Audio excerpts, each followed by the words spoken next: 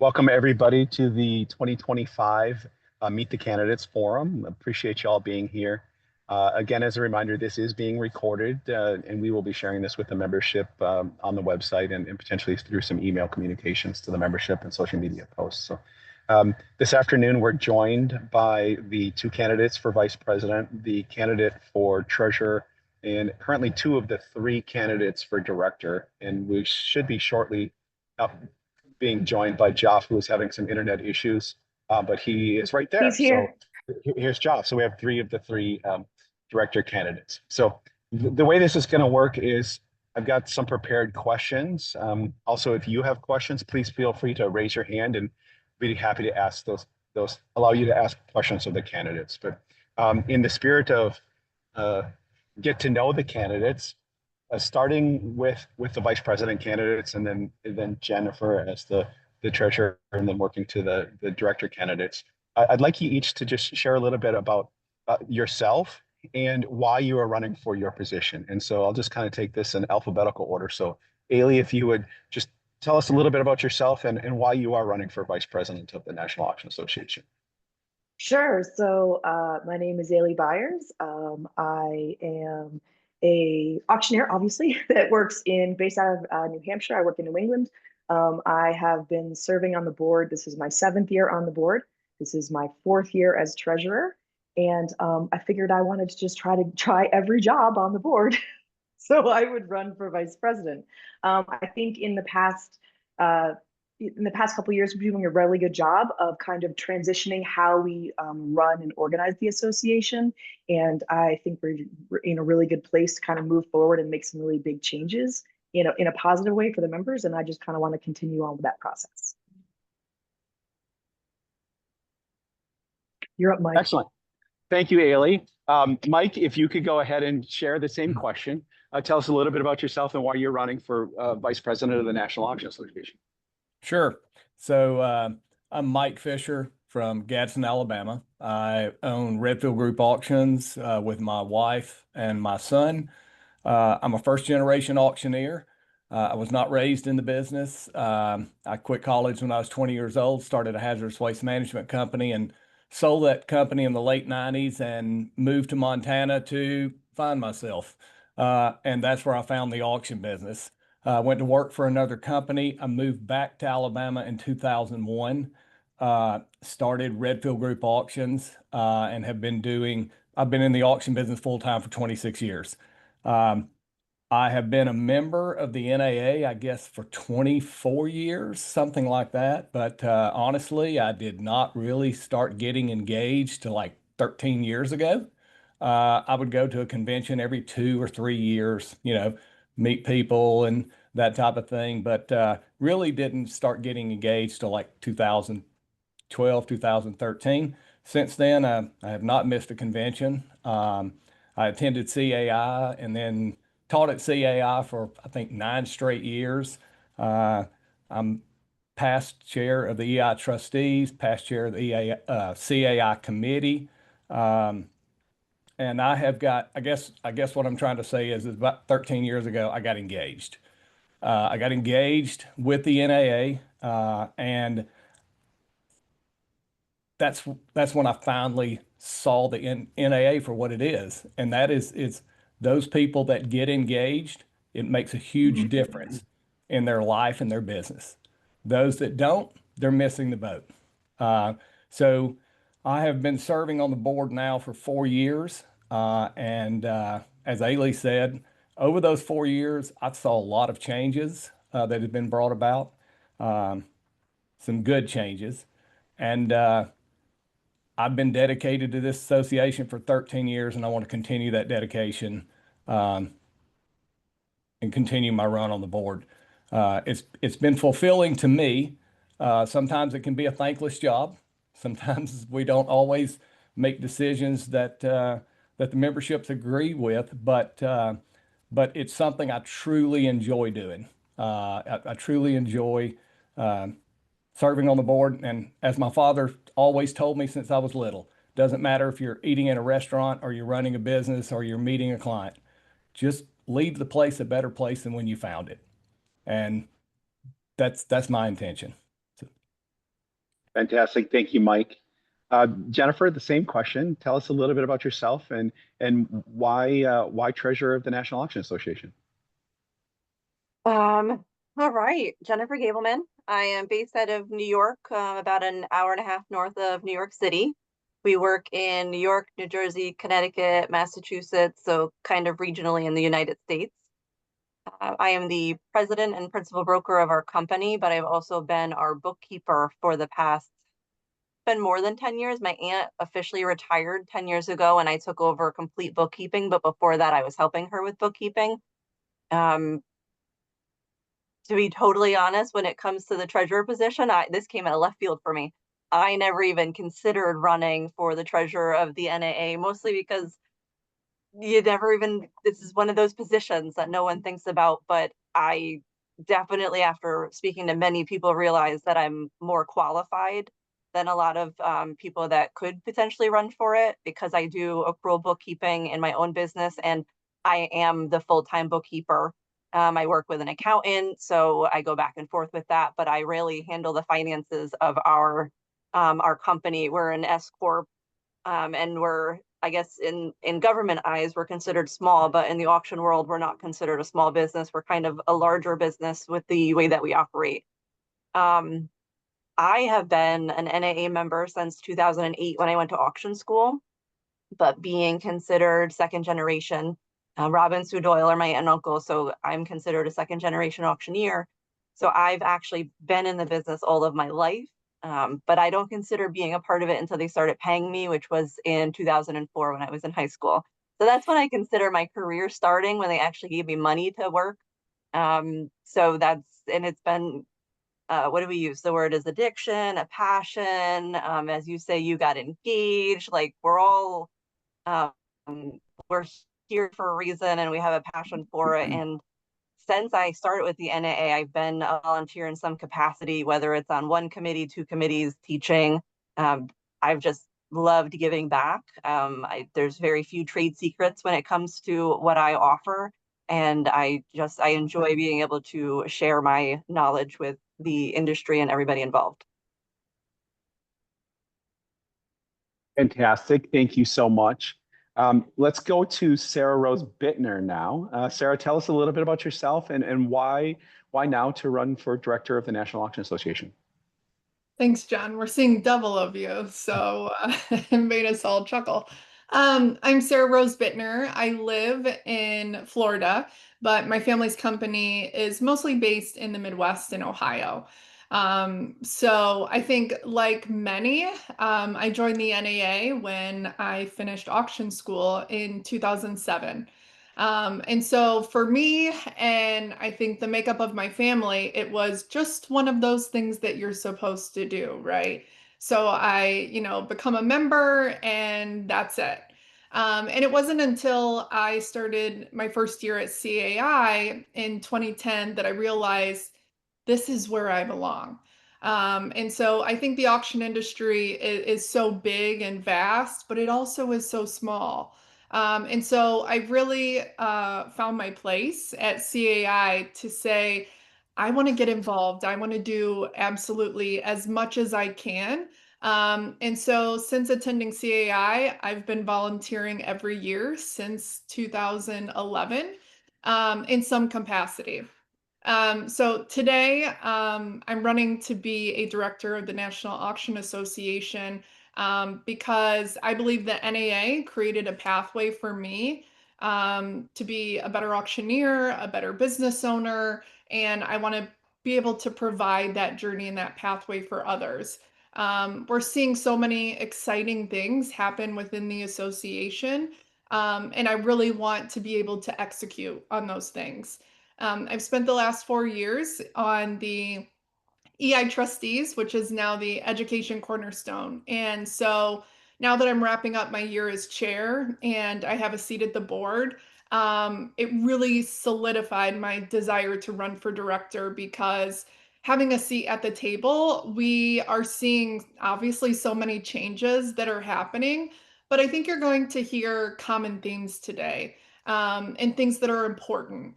And what you'll find is a board that is really plugged into what's happening and is committed to growing the association, and very concerned and wanting to strengthen our financial health. And then looking at the membership in a different light, because we know that we have a core group of members. But I think when we look at that number from 10,000 feet, how can we show the rest of our membership what tools and resources are available to them so that they can find their own path, right? Because I think a member's journey is different for everyone. What tools they're looking for. Some auctioneers are fourth and fifth generation. Some auctioneers are, just starting out, they're in their 20s. And some auctioneers are doing this part time and they're trying to find a way to make this their lifelong career. And I believe that the board is doing the work, that we can provide those resources to members who need it in the ways that they need it, right? Because not every journey is the same. So I'm running for director because I believe in our mission. I believe it makes a difference. And I want to be able to roll up my sleeves and put in the work to make it happen. Fantastic. Thank you so much, Sarah. Next up is Scott Mahalik. Scott, if you could just share a little bit about yourself and why you choose now to run for the board of the National Auction Association. Yeah, thanks, John, and thanks for your guys' time. What can we say that hasn't already been said already? It's one of those things that my name's Scott Mahalik. I'm actually from the state of Ohio, about 35 miles east of Cleveland. I'm a first generation auctioneer, and we talk about our journey that Sarah talked about a little bit. My journey started right out of high school for me. Parents not being in the auction industry said, hey, I want to be an auctioneer. And I went to auction school right out of high school. And one of my things and one of my mentors told me right away, join the NAA and join the Ohio Auction Association. I didn't do any of those. It's one of those things that, coming out of auction school, we're all like, we don't have the money. And I didn't know the resources that the NAA or the NAF were offering at those times that we could kind of move forward with. Like Mike, I was about 15 years into my auction career before I joined the NAA, and I joined in 2010. And at that time, for me, it was like, wow, what have I been missing all these years? And really what I was missing was that engagement.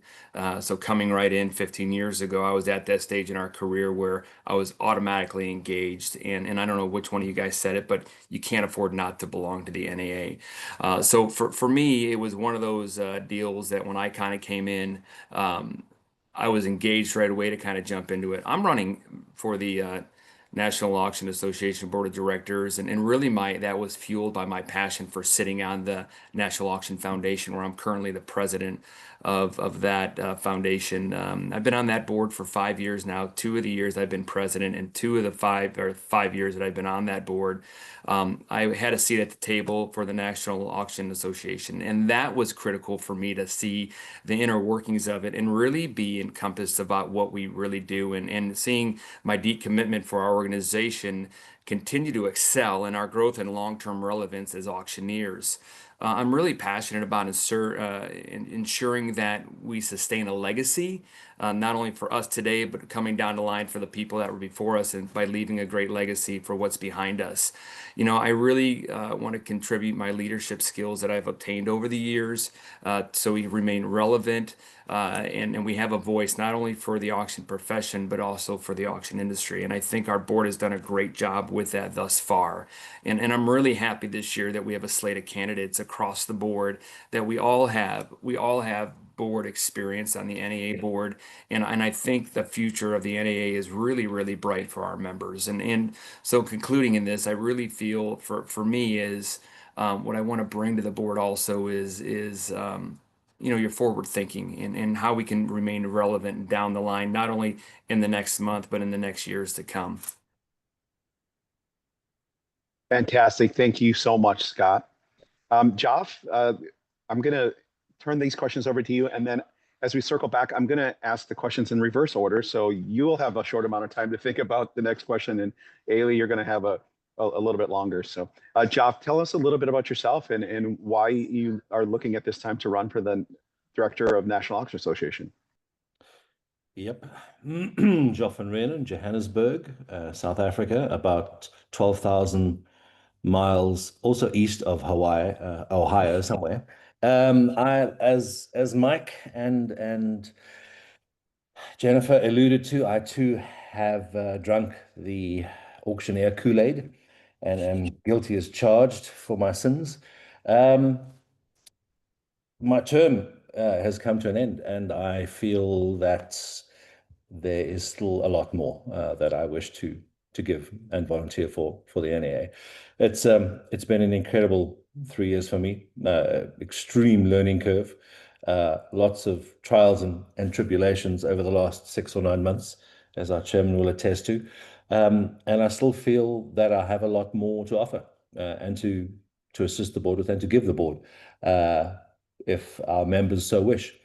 I have worked for many companies. I have owned a few. And then about 4 years ago, I decided to jump off a cliff and voluntarily resign from one of the more successful real estate auction businesses in the country, which I summarily did. And I decided to open up an auction technology business, which I knew absolutely nothing about. And learning curve was an understatement. I decided one night with my way above pay grade wife that I should take a venture into the great unknown. And I would rather, as I try to explain to my attorney wife, who also wrote my prenup, is that I would rather work for or own part of the business, technology business for auctioneers that might replace me in 5 or 10 years' time. So that's what I did. It was a learning curve. Summarily, as was it sitting on the board for the last 3 years, it was incredibly rewarding for me. I've learned more from my peers sitting on the board in the last 3 years than I think I have in the last 10. I was recently placed in another position, being vice chairman of the South African Institute of Auctioneers a few months ago. And I definitely feel there's more I'd like to give. I feel I have more left in the tank to offer, other than the fact that had our membership, or if our membership decides otherwise, I would gladly and have Sarah and Scott in my chair. It's a very difficult choice for me. I'd rather have one or preferably both of them. But yeah, that's me. I feel I have more left. I would love the opportunity, with our members' wishes, to stand for a second term. Fantastic. So as we think about opportunities, what do you see as the biggest opportunities over the next 3 years as with you as a director of the NAA, and what do you seek to accomplish at the end of your term as you look back after another 3 years? What would you be like, hey, these are the opportunities I saw, and this is what we accomplished with me as a director of the NAA? It's like being a board member. It's kind of like hanging onto a SpaceX rocket. So much happens so fast, or maybe it's just been the last 9 months. Challenging. It's auctioneers are entrepreneurs. They challenge finders, and they challenge seekers, and they challenge winners.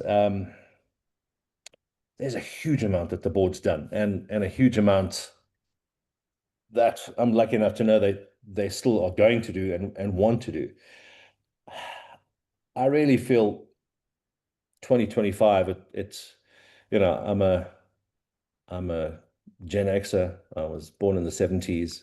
There's nothing better than 80s rock. But that's kind of where I feel the NAA might have got stuck, somewhere between the 80s and the 90s, between Michael Jackson and Prince. I'm not too sure. There's a big part of being relevant and staying relevant and thinking for the future, which is where I think our challenge is at the moment. A lot of our members have been saying the same things, and we have the same issues and the same challenges on the other side of the world here in South Africa, which as our Auction Institute is busy dealing with now. I think I know the challenges will be overcome.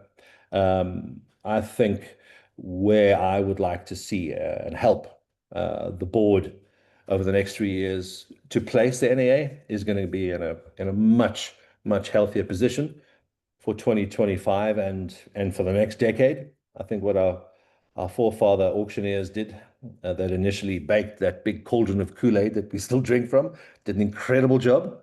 But it's time to move the times. It's time for change. Some members we have to drag kicking and screaming. The rest of us are already 1 foot in the next chapter. So I think that's going to be the challenge. That's what I'd like to see. That's what I'd like to offer. Future proofing, future vision, and putting all the brains trust back together and making sure it happens. Fantastic. Scott, same question. Over the next 3 years, if you're elected director of the National Auction Association, what opportunities do you see ahead, and where do you expect to find the association after 3 years of leadership under your leadership at the end of your term as director? You're muted. Yep. And that's what I'd like to do. Thank you. No, it's funny. We listen to, people talk before us and after, and I would really like to see a couple different things. Transparency is huge. I think in these past, John, as you know, 6-8 months, transparency has taken a huge leap for us.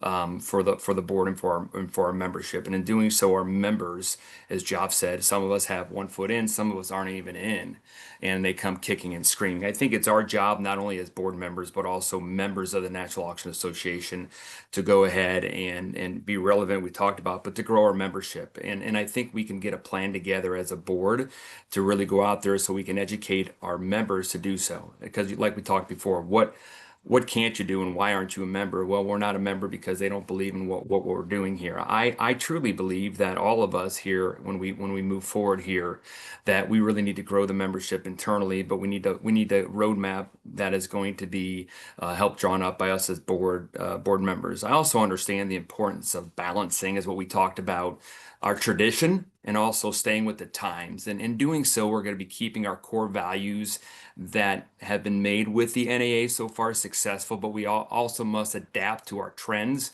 with new technologies and also our shifting needs as professionals. I'm really committed here to keep our strong relationships, as we've talked about before, within our association, encouraging our memberships here, but also mentorships among older auction professionals and new auctioneers that are getting into the business. Ultimately, my goal, I'd love to see the NAA continue our ongoing success of our 4 cornerstones that we've talked about.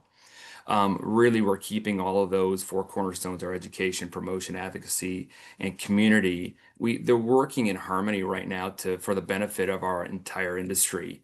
I really think by doing that and promoting all of us auctioneers from within and promoting our membership, we can do that. And doing those things, I think the future is bright for the auction profession. Excellent. Thank you, Scott. Sarah, same question. As you look forward in the next 3 years, so what opportunities do you see, and where do you expect to find the association after 3 years of your leadership as director of the National Auction Association? Thanks, John. I think there are, for me, 3 areas that I think need a lot of attention. And after my 3-year term, I think that if we can move the needle on these 3 areas, we will know that our association is headed in the right direction, right? Because I feel like we know we're at a critical time for this association. We've seen membership decline. We're seeing an economy that is moving at a faster pace. Technology is so important. And so the 3 areas that I think are most critical are the promotion of our industry, our membership, and technology. And so to dive a little bit deeper, promotion, the public is still intimidated by auctions.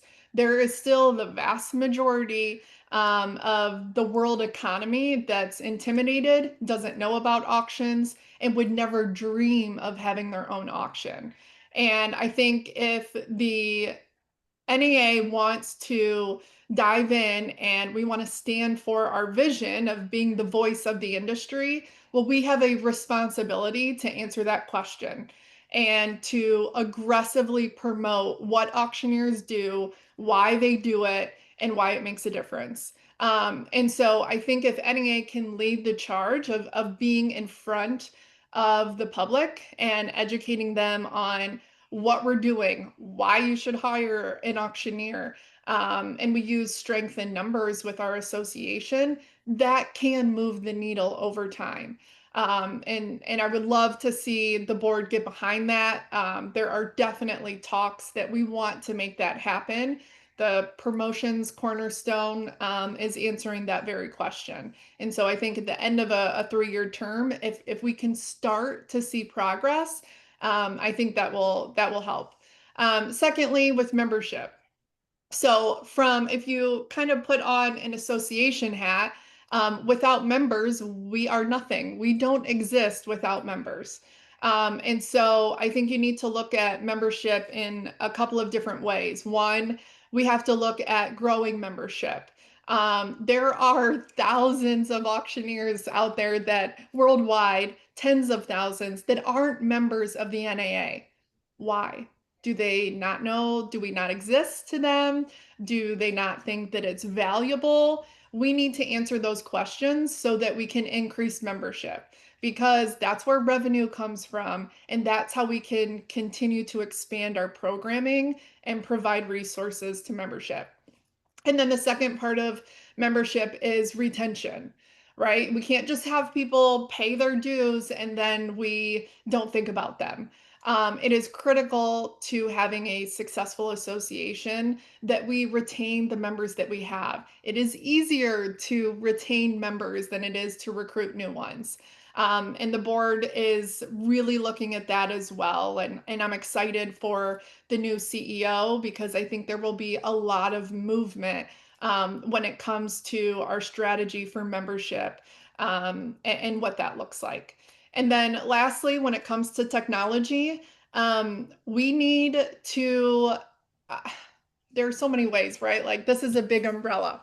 But for me, and I think in a role as director of an association, is that the association is looking at data, and we're looking at how does technology play a role in this association providing value to its members, right? Because just as much as we are auctioneers and a method of sale and the power of marketing, we are now technology companies. And technology is playing a critical role. And I see the association getting in that technology game.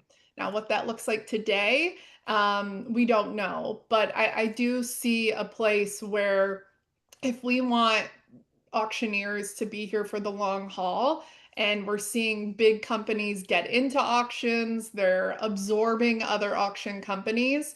And if we're going to stand for private auctioneers and private auction companies, we need to get in the game, and we need to provide, I think, that type of, not service, but we need to provide resources to our membership so that we can all be sustainable and relevant.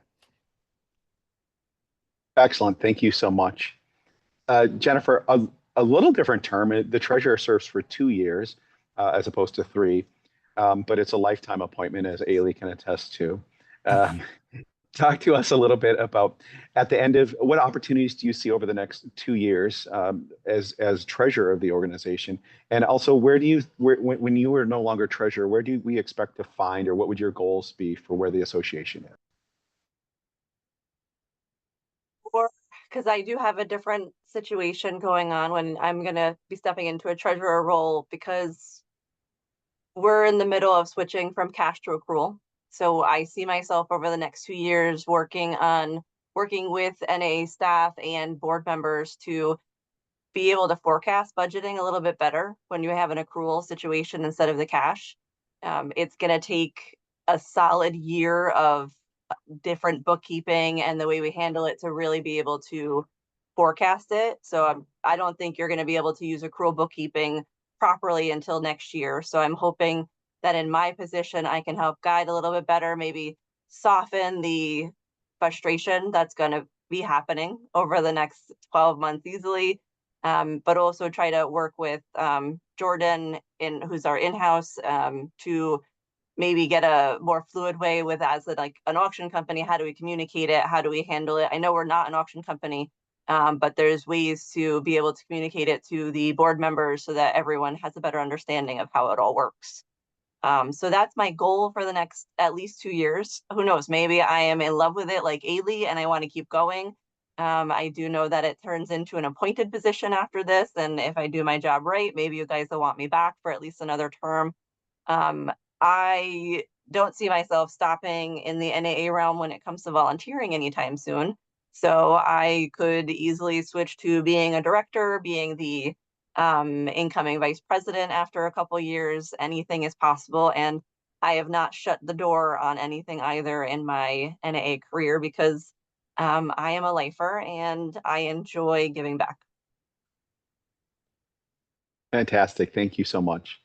Mike, as potentially incoming vice president, talk to us. What do you see as opportunities over the next 3 years if you were to be elected vice president, and where would you expect to fund the NAA at the conclusion of a 3-year term through the executive offices of the NAA? Well, for as long as I can remember, and especially the last 4 years, we have always talked, our mission statement is for the NAA to be the voice of the auction industry. And we all know that we're not even the voice inside of our own industry. So I think that we have got to proactively want to be the voice of the industry and do things at the board level to achieve that. And I think we have made the biggest step that I've seen since I have been a member in changing the role of the CEO, creating a chief operating officer role, and giving the CEOs duties that encompass building bridges with other associations, with turnaround management associations, with NAR, with bankruptcy, National Association of Bankruptcy Trustees, and those type of things, because we don't become the voice of the industry until people outside of the industry say we are. So, you know, if John Travolta is selling his house at auction, when the NAA CEO is the first call the media makes to find out about this, we've become the voice of the industry. And I don't think this is a far-reaching goal. I don't think that this is an unattainable goal. I don't think that it's a goal that will take 25 years. We just have to be intentional as a board to want to get there.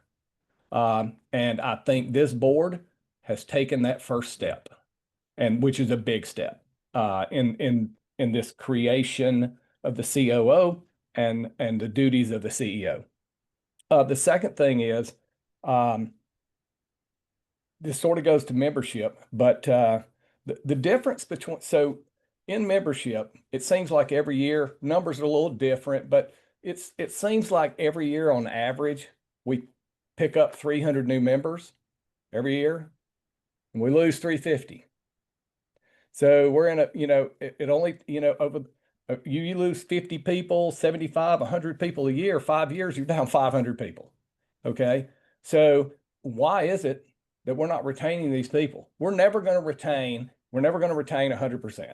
Okay. It's just not going to happen. People are going to get in, they're going to be fresh out of auction school. They're going to join the NAA. And in 4 years, they hadn't even found their footing. They can barely find part-time work in this business and they're gone. Okay. There's going to be attrition, but there should be no reason why, if we get 350 new members or 300 new members, we should lose 400. And the only difference between getting 300 new members and instead of losing 400, we only lose 200. Now we have a net gain of 100 a year. The only difference there is the difference between why we are all sitting on this call and why some are not. And that is engagement. So you take the value of somebody that just pays their dues. They never come to convention. Yeah, I'm sure there's people that have been members for 20 years, never been to a convention, don't have a designation. But the difference is all of us here, the people that are coming to conference and show, we have decided to become engaged. Okay. I think that the NAA has a perfect opportunity in the next 3 years to increase the opportunities for a member to be engaged. So, and by doing some regional events, regional get-togethers, day and a half type of events. If the conference and show is being held in the Southeast and 3 other regions on a quarterly basis, we have a get-together. Number one, it gives that member an opportunity to engage without having to drop $5,000 or $6,000 to come to conference and show. Because I'm just going to tell you, if you're new in the auction business, or you are, even if you own your own auction company and you're struggling, you're not spending $6,000 to come to conference and show. You're going to make payroll next month. So giving them an opportunity to engage, I think will do 2 things. We're going to retain more members, but also it gives the auction company owner who has 12 employees that's not going to spend $60,000 to get 12 employees at conference and show. It gives them an opportunity once a year to get their staff and get their team members the driving distance, that they can come and not be off work for a week and put up in a hotel and those expenses. But it gives them an opportunity to get their staff members engaged. And, you know, we've already launched the team training, and that the whole idea behind that was to get staff members engaged. Okay. And I know that's sort of taken a back seat over the last year. I get it. We all know on the board that's taken a little bit of a back seat because of other things that have came up. But using those type of tools to give that auction company owner and management a reason to get the team members engaged, these are all can have a quick, very quick positive impact on membership numbers and retention. Because to me, like I said, I was a member of the NAA for, I don't know, 10 years and came to a conference and show every 2 years, 3 years, something like that. But once I decided to become engaged and I immersed myself and said, okay, I started CAI. And once I started doing those things, my world changed. My business changed. My world changed. My network changed.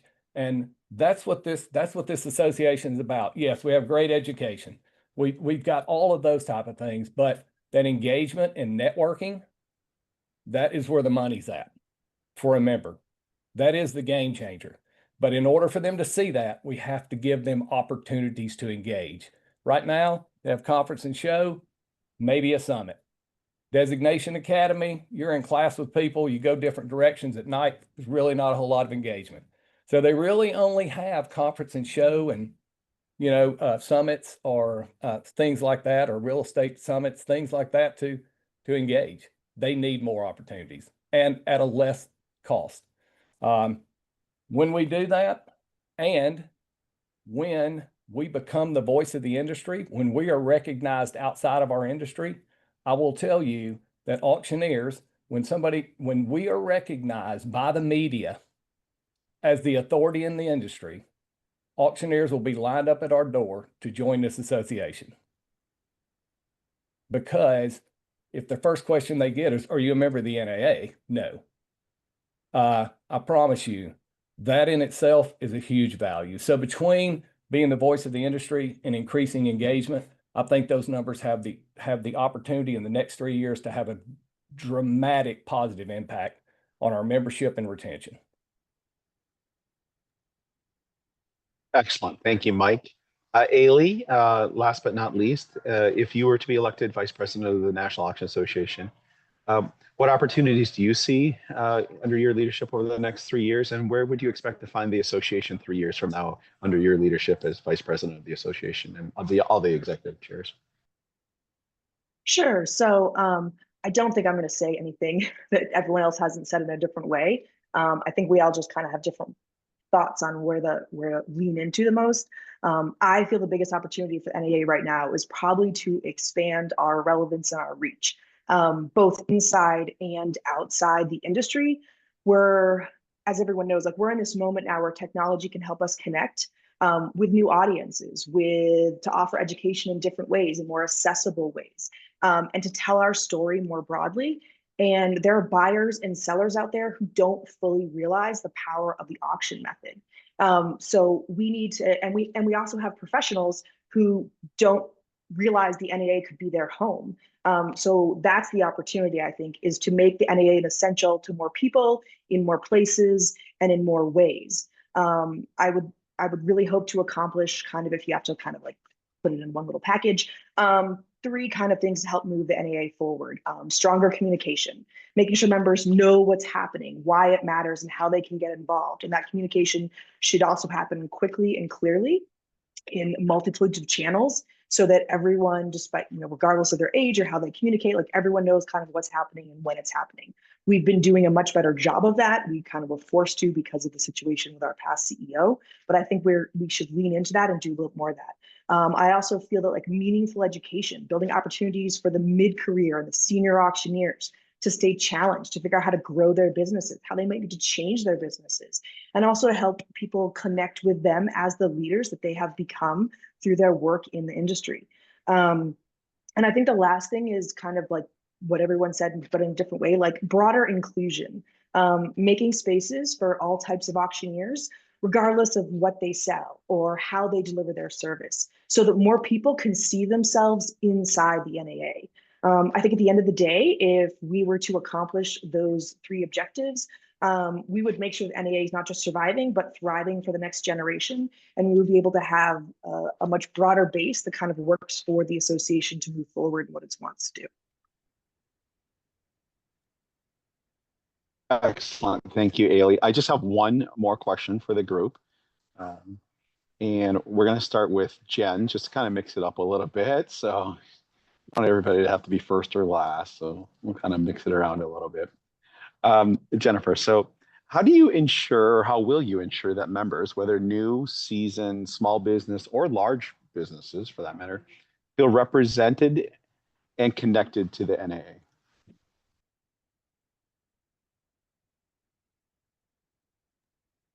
I think that's part of our decision making. And with board decisions and marketing decisions, when we create summits, and we all have to be thinking the same way. Not all of us have employees, not all of us are, some of us are contract, some of us are benefit. So we already have a very diverse group on the board. And as long as we're all working together to listen to each other and recognize that one decision may negatively or positively impact a group more than the other, it's really just going to be a board collectively working together on that. Because when it comes to a summit education committee, or the summit committees working on those education classes, also need to be thinking bigger picture and can't have all of one business size. That's what we'll call them, business sizes. They can't just have it all lined up for one type of business size. They have to collectively, all of us have to be thinking about everyone that we want to represent, which, as we've all said, we want to represent everybody in the auction industry that that has some sort of auction. Excellent, thank you.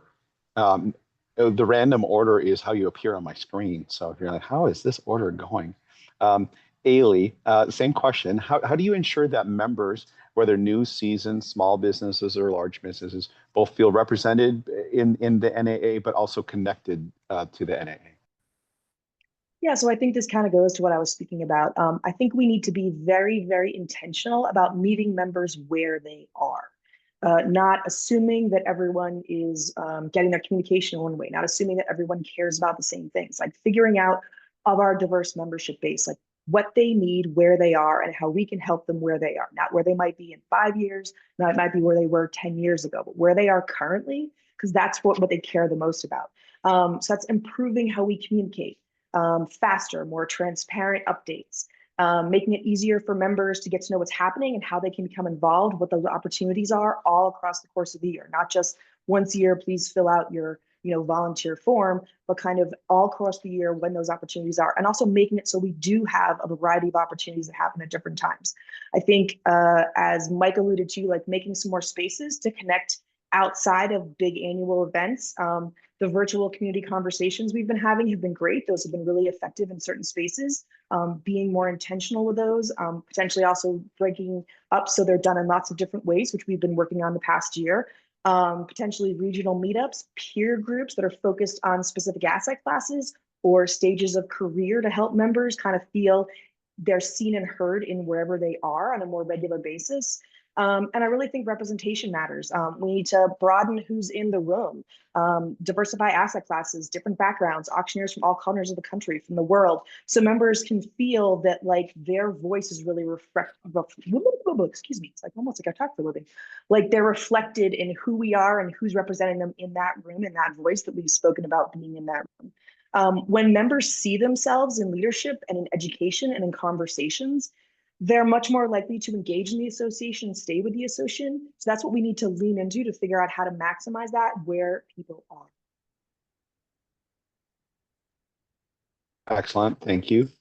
Scott, same question. How do you ensure that members whether new, seasoned, small businesses or large businesses, both feel represented in the NAA, but also connected to the NAA? I think that I shouldn't say I think. I know Ailey and Jen hit the head on the nail. I hit the nail on the head. I'm sorry. It's being all inclusive and really getting everybody together. An auction's an auction at the end of the day. It doesn't matter if you're selling real estate, racehorses, cars, personal property. We really need to be, and the way we do this is if our members feel engaged. Well, they're going to feel engaged if they're included. And Mike talked about that, those regional events that go on. Really is really building that sector up if we can, like we talked about different asset classes here, and really getting those members included here. So once they feel included, they're going to be more engaged down the line and as they move forward with it. I really feel at the end of the day, we're heading in the right direction, but we're far away from our end goal, if that makes sense. We really need to kind of drive that whole issue there, that we want to make sure that our members feel included, that they are engaged. And if we can make all that happen, our membership will grow at the end of the day. I feel that, I really feel that our membership is really dependent on us as not only board members, but also as members of the National Auction Association. So.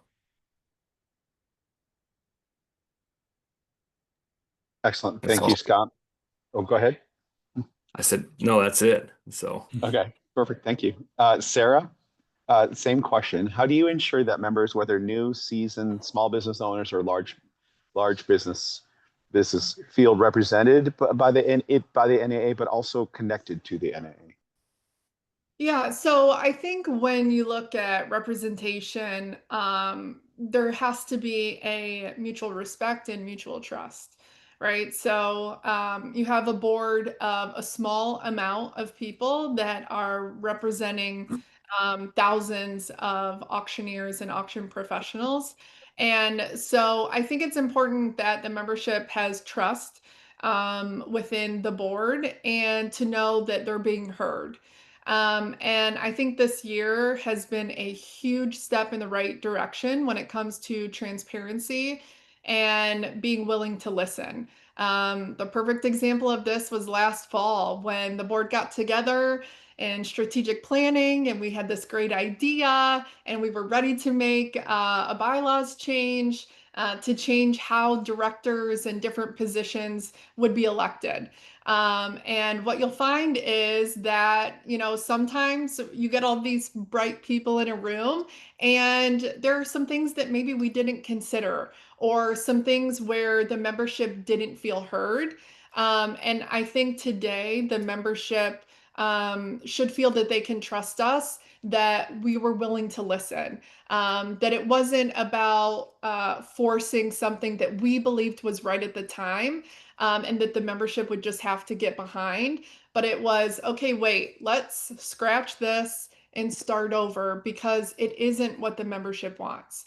And so I think when you look at the members of the board, that we're willing to check egos and remove our biases, to know that we want to make decisions in the best interest of the membership at large. It's not about us, and it's not about building a resume. It's truly, I want to be there as a voice for the rest of the membership.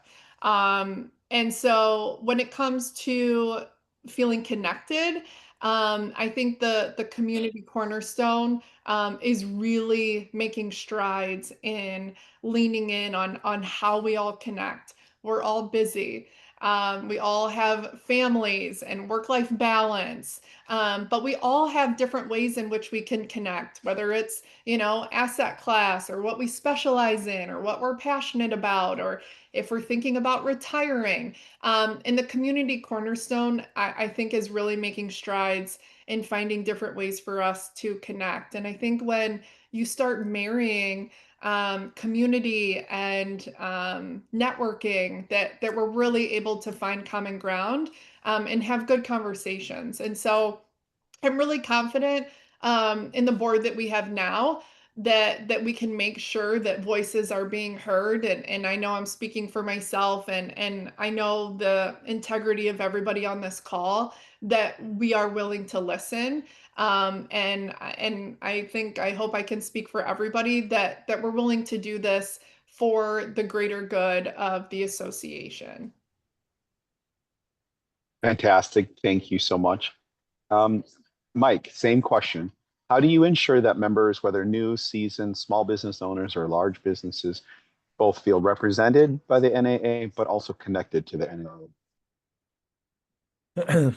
I'm going to go back to one of Ailey's answers, talking about communication, and using different channels of communication. I think that we fail in that as an association. I'll give you a prime example. I'm having lunch with my wife today, and I said, "Yep, got this community conversation deal with Meet the Candidates," and she goes, "Yeah, I didn't get an email about that." And I was like, "Oh yeah, you did." So I got her phone, and she gets 150 buy something from me emails a day from, whatever chain store it is. So I go to her deleted folder and I look for June 19th, and she has no community conversation email. Now she's got this email from the NAA and this email, but whatever that reason, she's not getting those. So we are failing in basic communication with membership. Okay. With that said, I still go back to engagement. And I think that we have to be, with that communication, we have to be intentional with communication to drive people to engagement. I will tell you, if it's a member, okay, I was a member for however many years. I was a member for 9 years. I wasn't engaged. I never thought, well, I feel left out. I feel that the NA doesn't care about me. I just paid my dues, but I wasn't engaged. I was not engaged at all. And the difference comes when you are engaged. I promise you, the people that come to Conference and Show or come to these events and they're engaged and they're out networking, they automatically feel their voice is being heard at some level. Okay. They may still have concerns that, oh, like Sarah said, the great bylaw change. They may, said, oh, that they weren't thinking about us. But I think that it comes back to engagement. If somebody is engaged, they feel included. They feel like their voice can be heard. They feel like they have a voice. But we have got to be very intentional about separating communications. One thing is NAAE news. We're going to blast you out everything. Doesn't matter what segment of the business you're in. Doesn't matter if you're doing benefits or you're a contract bid caller, you do real estate, or you're doing personal commercial asset. We're going to give you 12 stories on each one of these, and we're going to blast this out. There needs to be intentional communication to drive people to engagement. And I really feel the more somebody becomes engaged, the more we accomplish that question you ask. How do they feel included? How do they feel their voice is being heard? How do they feel those things? Their voice is never going to get heard unless they are engaged. You know? So I truly feel as you can tell, I'm really big on engagement. And I think that we have to be better at communication. We have gotten better at being transparent, a whole lot better in the last 9 months about being transparent. But I think we've got to be better at communicating and driving towards engagement. Excellent, thank you. And Joff, the same question, which is, how do you ensure that members, whether new, seasoned, small business owners, large businesses, feel represented, but also connected to the NAA? These are such great answers, and I'm so unhappy you switched me to last. We inadvertently had a little moment a few months ago when we were lucky enough to have our world champ out in South Africa at the SIRE convention. And as topical or as untopical as it was, we called it, and Shane saw it and loved it. He said, I don't really think you could do this in America right now. I said, why? He said, well, it says MAGA at the bottom of your SIRE logo. I said, yes. I said, look at the small print. And we had written, make auctions great again. And that has been our motto for this year. We suffered from exactly the same thing. And it's probably one of the biggest aspects of it is, you know, John, what you've been doing for the last hour, and that's just listening. Listening to the members, listening to our non-members, listening to our future members, listening to our elders that put us here in such a great position, and listening to the IJACs coming through. It's just an evolution of our association, of where we've been, where we are, and where we're going. It's the friendship, it's the fellowship, it's the relevance of why people want to be part of the Kool-Aid NAA auction family. I think if we get those 4 factors right, you know, it is the greatest profession in the world. It's not really a profession or a vocation. I call it a lifestyle of being an auctioneer, because one day is never the same as the next. And it truly is quite bizarre. We'll be able to focus on our stakeholders. We'll be able to focus on our current, new, past members, hopefully get some back as well. But it is the evolution of our association into the next generation. And if we get that listening right, and if we get that fellowship and those connections, as we've all talked about for the last 15, 20 minutes, you know, we will make auctions great again. We've had a lot of bad publicity about it in South Africa for a long while. We used to be the voice of the industry before BC, as I call it, before COVID. You know, it was a gut punch. It kicked us off the pedestal. We're going to get back there pretty soon. We have some plans to do it, and that's exactly where I think the NAA should be going. So it's good to hear what our candidates are saying, because I truly believe everything what they're saying, and I wouldn't stand behind them. I'd stand right next to them and shout exactly what they're saying.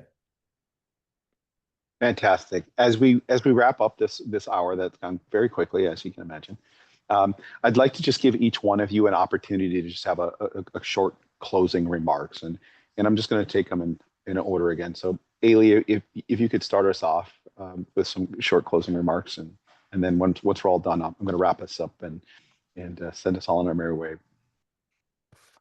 Sure. So thank you everyone that attended and might be listening to this recording. I apologize for this voice you're getting from me. I've had a bit of a cold and had no voice for 2 days ago.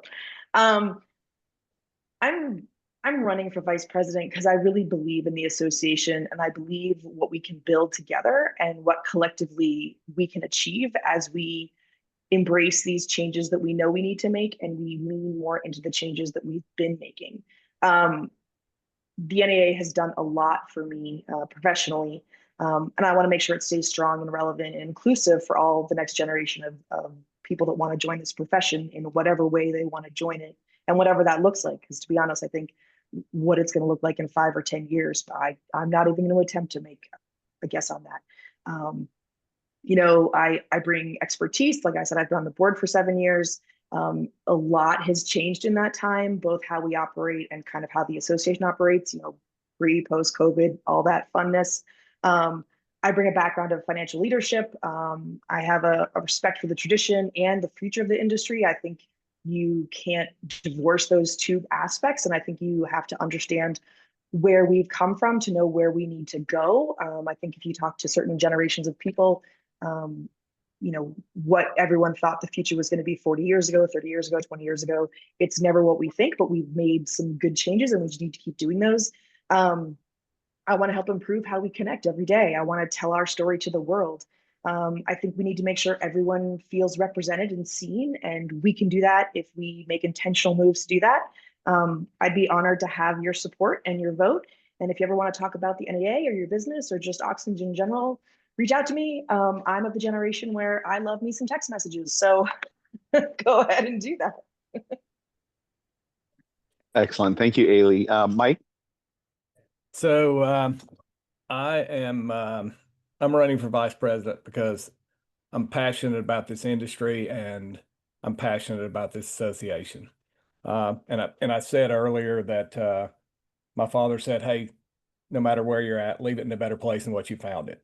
So my father he passed away about 6 years ago, but he was a retired E9 Army Sergeant Major. So when Sarge said things, you listen. And that is 100% why I'm running for vice president. I thoroughly enjoyed the last 4 years on the board, and I think that I represent a lot of auctioneers, a vast majority of auctioneers that are our members and could be our members. I've been in the auction business for 26 years, and over that time, I've sold everything from pots and pans to $10 million hotels to 500,000 square foot distribution facilities, John, that we're working on now. I have worked for estates, families, sold assets for somebody that this is the only cash they're going to have is when this auction's over, to the CFO for the Russell 2000 stock index, or for the CEO of a Forbes 100 company. And I've sold every single kind of asset in over 40 states and internationally. So, and I also do benefits on occasions when somebody calls and needs somebody to fill in. That's not my forte, but so I understand, and coming from outside of the auction industry, coming from somebody that when I jumped in at the age of 35, I jumped in the auction business, and I didn't engage. I built this, we built it on our own. No help from anybody else. No, and it was tough. It was a real struggle. But once I got engaged and I started finding out exactly what the NAA is about, I became very passionate, and I've been passionate for the last 13 years. Consistently volunteering, teaching, serving on boards, you name it. I have volunteered in some role for 13 straight years, either teaching, speaking at state associations, speaking at conference and show, being trustees, being on the trustee, CAI committee, all of those type of things. I have consistently given back for the last 13 years. And I think that the opportunity ahead of me for 3 years, that potential opportunity, will be just getting us to that tipping point. I think there's so much momentum has been built over the last 4 years that I've been on the board, not because I was on the board, but I've seen so much momentum being built, especially here over the last year and a half. So much momentum that's the only reason that I'm running for vice president, is that I want to ensure that we continue that momentum and that we get members engaged because I want this association in 10 years to be way beyond what we ever thought it could be. And that's my sole reason for running. Excellent. Thank you, Mike. Jennifer? Thank you for participating, for listening, for anybody who watches this when it gets posted. I look forward to seeing you all in around 3 weeks. Hopefully we don't have a heat wave while we're all out in the Chicago region. And you feel free to reach out to me with any questions. It's been quite hot here in New York too. Feel free to reach out to me with any questions. Otherwise, I will see you at conference and show. Fantastic. Thank you. Sarah? Thank you. Looking forward to seeing everyone. I think what's cool about this call is that for the first time in a while, the election is in the membership's hands. And I think what you will find today is in every position, qualified candidates who care deeply about NAA. And so I think at the end of this in July, no matter what happens, the NAA wins. And I think that's the part that's really cool is that we all care. We all want to make a difference. Why I want to be director is because I want to finish the job.